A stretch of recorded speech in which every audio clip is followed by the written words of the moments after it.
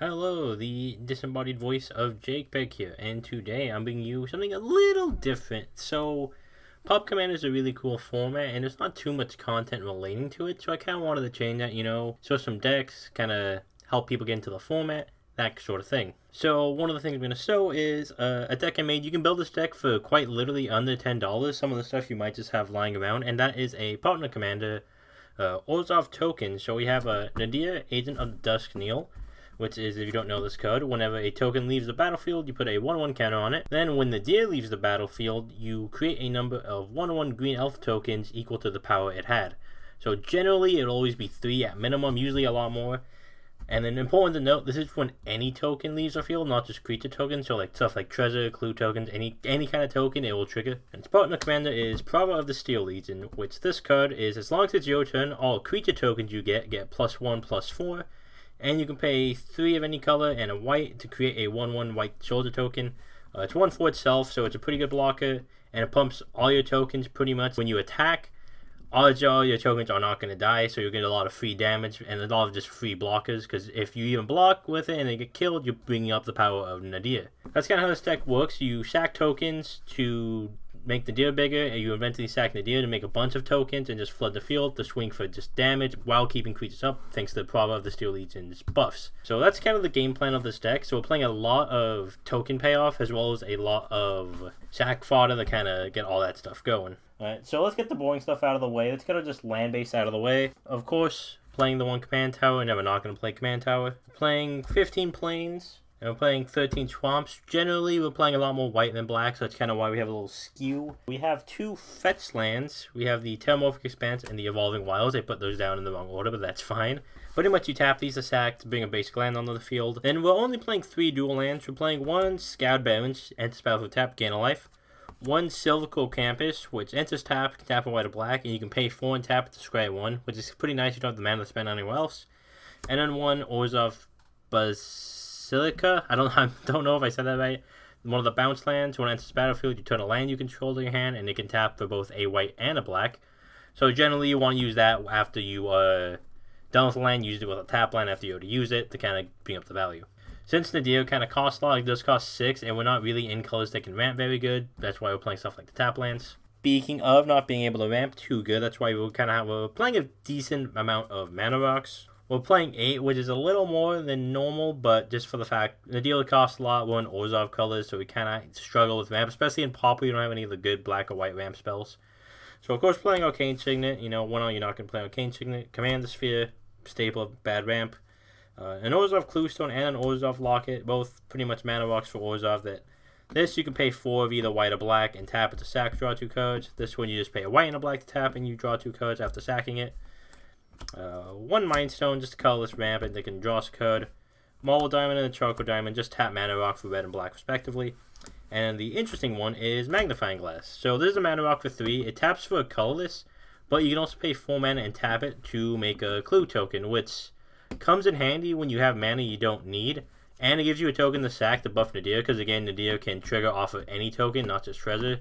So it kind of helps the draw engine a little bit, because no one's really going to be targeting this for removal if they have removal, just because it's not that good of a mana rock, but it's still a mana rock that helps us advance our mana play while also getting us free tokens for Nadir. So now the boring stuff out of the way, let's move on to the fun stuff, So we're going to do with creatures. So our first selection of creatures, there's about 3 or 4 different ones, and the first half is token generated creatures. So creatures that generally, when they die, they make a token. They usually don't cost too much. So you have a Hunted Witness. When it dies, it makes a 1/1 token. Doom Traveler. When it dies, it makes a 1/1 token with flying. A Mirror Sire. When it dies, create a 1/1 token. Doom Dissenter. When it dies, create a 2/2 zombie token. An Elgard Inquisitor, which when it dies, you put a 1/1 spirit token with flying onto the battlefield. Plus it has lifelink, so it kind of has benefits for blocking and attacking. 1 Zenitaran Bandit. I don't know if I said that right. This is a different kind of token generator because it doesn't make a creature token, but when it attacks, you can pay 1 life and make a treasure token if you do. So this is actually one of the ways to ramp. One of the very few ways we have to ramp in Pauper Commander in Black. This is good early and late game. Has tokens also count for Nadir. So just by using your tokens, treasure tokens, you can pump Nadir, and this is just a generation for that. So this one's my favorite. We have a Worm's Crossing Patrol, which is a 1/1 for 1 that has Myriad, which is very important. Because Myriad makes a creature token copy attacking each player when it attacks. Nadir triggers off of any token just leaving the battlefield. It doesn't have to die, just when it blanket leaves the battlefield. And the myriad tokens will exile themselves at the end of combat. But because they are still leaving the battlefield, it will still trigger Nadir. So you get 3 triggers of Nadir just for simply attacking with this. And we also have a Tabaski Toucaniers for the same reason, just a 3/2 flying in myriad. That's a very fun tech that Commander Legend 2 gave us. Alright, that's it for the token generators, but now we have the sack outlets for Nadir or tokens. We have a Viserys here, probably one of the most well-known sack outlets. Sack a creature, scry 1 for free. Carrion Feeder, sack a creature, give it a 1/1 counter. Bloodful Connoisseur, sack a creature, give it a 1/1 counter. The only difference between these two is Carrion Feeder can't block, while this can, but this does cost 2 more mana to play. So we do have a few more, but these are no longer free. We have a Novice Dissector, which for 1 mana you can sacrifice another creature to put a 1/1 counter on a creature. So you can kind of choose creature you want to pump. You can even choose Nadir and make it more tokens when it dies. And then we have a Mold Folk. Similarly, you can pay 1 mana to sack another creature, but it has to put a 1/1 counter on itself. You can also sacrifice artifacts, which is kind of cool. So if you make it clue tokens from Magnifying Glass, you can use that as fodder to grow this. Plus it has Lifelink too, which can come in handy since Pauper Commander is very battle focused. And now we have some payoffs for playing tokens. We have an Anointed Priest, which will just gain you a life whenever a token enters the battlefield. A Lunarch Veteran, which will just gain a life every time another creature enters the battlefield, and you can disturb, so you can exile from your graveyard for 1 and a white to cast it as the backside, which will give you 1 life whenever a creature leaves the battlefield, including being exiled and stuff, so that triggers with all the other stuff. So like the Myriad, the Nadir, all that fun stuff. When a token leaves, you can gain life, and when they enter, you gain life on the front side. When they die, you gain life on the backside. 1 Flaming Fist Officer, which is when another creature you control leaves the battlefield, it gets a 1/1, and you're going to be having a lot of creatures leave the battlefield because you have so much sack outlets, so it's going to get really, really big, really, really fast. Speaking of, you also have Celebrity Fencer, which whenever another creature enters the battlefield, it gets a 1/1 counter. And the deal will generally bring you, like, sometimes upwards to, like, 10, even, like, 20 tokens, which will give this 10 to 20 1/1 counters. So Celebrity Venture gets very out of hand very, very quickly. We also have Crusader of Orzhov, which power and toughness is equal to the number of creatures you control. Since you're always going to be having a lot, there's usually going to be a high power and toughness. And on a Speakeasy server, enters the battlefield, you gain 1 life for each other creature you control. Since you're going to have so many creatures, it's a nice way to kind of pretty much rejuvenate your life if you're kind of low. And if you're not, you have a bunch of extra life to play with. Again, Pauper Commander, super combat-focused Commander variant, so having life gain is actually not the worst thing to have. Speaking of being combat-focused, we kind of have creatures that kind of help pump. You do like to have pump spells to kind of make sure you can swing in for lethal. Prava is only 1 power boost, but these cards will help you get a little more. Only 2 creatures to this. We have an Angel of Dawn, which enters the battlefield, gives all your creatures +1/+1 in vigilance, and a Devoted Paladin, which actually does the exact same thing. And we also have a few instants and sorceries that also do this. We have a Borrowed Grace with Escalate, so it's 2 and a white, but to Escalate you need another 1 on the white to cast both sides. Creatures you can go get +2/+0, creatures you can go get +0/+2. It can go both sides, especially if you pay the Escalate cost. Cathion's Tactics, all creatures get +2/+1, but if there are 2 more instant sorcery cards in your graveyard, which there generally are, they'll also gain Vigilance, so 90% of the time you'll get the Vigilance trigger. Whistling Cry, creatures get +1/+1 in Vigilance, plus it also has Flashback, so you can cast it again, as well as Cycling if you really need in a pinch. Ethereal Guidance is blanket, all creatures get +2/+1. And a Swarm Surge, all creatures get +2/+0, and if you have any colorless creatures, which I don't believe this deck actually runs any except for like Mircea, they gain First Strike, which is kind of neat. Back to kind of the sack outlet stuff, we have a Village Rites, so sack a creature, draw 2 cards. Costly Plunder, which does the same thing, but you can also sack an artifact. And of course, everyone's favorite card, Deadly Dispute, sack an artifact creature, draw 2 cards, and create a treasure token. Treasure token comes in handy because it triggers off Nadir, plus you can sack Nadir to it, all that fun stuff. We're only playing 2 cards like this, so you don't want to load on them too much, because Nadir does cost a lot until the command attacks can get a little heavy. So these kind of save spells, so Undying Malice and Fake Your Own Death, both cards that you can cast on a creature, so when it dies, it just comes back to the battlefield tapped. This one enters battlefield with a 1/1 counter, which is very good for Nadir, because you want 1/1 counters on Nadir. This one returns it, and you also get a treasure token when it returns, which will also help out Nadir. Only 2 of those cards. You can play more, you can play less, kind of personal preference. I don't like clogging the deck too much.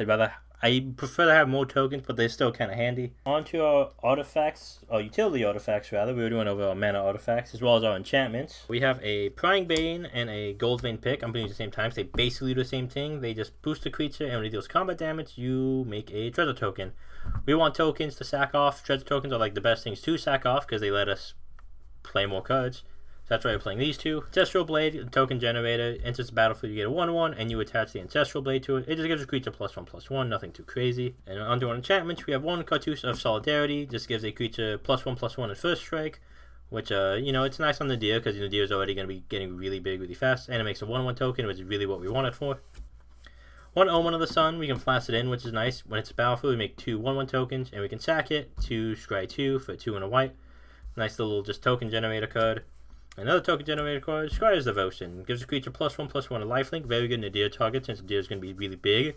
And you're getting a lot of life off in a deer. You don't have to do in a deer. Other creatures are perfectly fine. And at battlefield, you make a 1/1 white vampire token with lifelink. Right now to the fun stuff, the token generators. Because you probably noticed we don't play too many creatures. We don't play too many artifacts, enchantments. Play at least mana rocks though, but now the fun stuff comes with our token generators. So we have a Vital Rebirth, which exiles creature card and put a 2/2 zombie token. Rotten Reunion, it's pretty much the same thing, exile up to 1, so you don't have to exile a creature card. Make a 2/2 zombie token with Decayed, and you can flash it back for 1 of the black, which is really nice, so you can get really value off this really early to get some early game tokens. Beckon Apparition, same thing, exile a card from a graveyard and put a 1/1 white token onto the battlefield with flying. Grave Birth, another one like it, you pretty much exile, opponent chooses the card to exile, and you get a 1/1 token that you can sack to add a mana to your mana pool, and you get a draw card.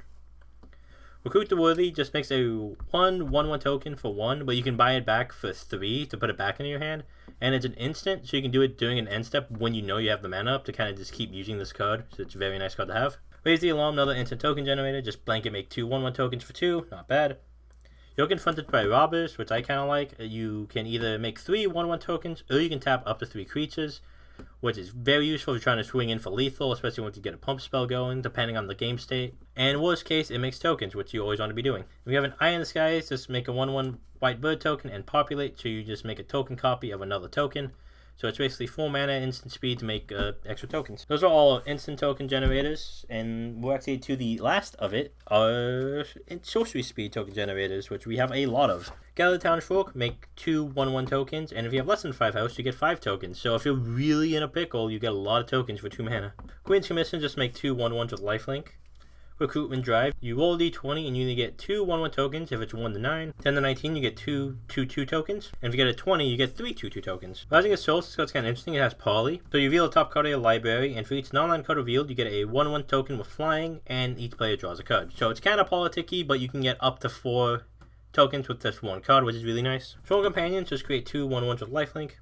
Captain's Call, create 3 1/1 tokens. Spectral Reserves, you get 2 1/1 tokens and gain 2 life. Call the Cavalry, just 2 2/2 tokens with Vigilance. Battle Screech, you create 2 1/1 flying tokens, and you can tap 3 untapped white tokens you control, or white creatures, excuse me, to flashback it. Join the Maestros with Casualty 2, so you sack a creature with power 2 or greater, which all your tokens will be thanks to the deal giving it a boost, to make a 4/3 token. And lastly, a Triplicate Spirits, which has Convoke, and you put 3 1/1 tokens with flying.